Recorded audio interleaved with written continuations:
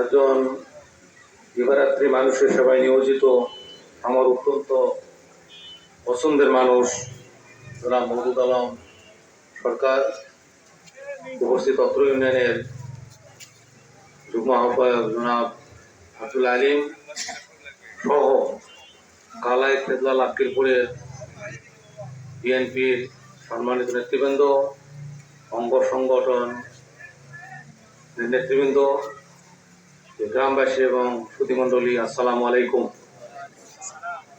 আসলে মওদুদের বক্তব্যের পরে আর বক্তব্য চলে না, আমি তো অত ভালো বক্তাও নয়, বক্তব্য দিতেও পারি না। তারপরেও যেটুকু দিতে পারতাম ফ্যাসিস্টের 17 বছর অত্যাচারের নির্যাতনে সেটিও ভুলে গেছি।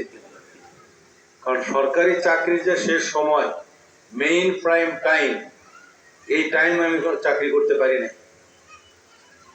1/11-তে সেনা সমর্থিত তত্ত্বাবধায়ক সরকার ক্ষমতায় আসে, ক্ষমতা দখল করে। তারপরে আমাকে 2 মাসের মতো ওএসডি করা হয়।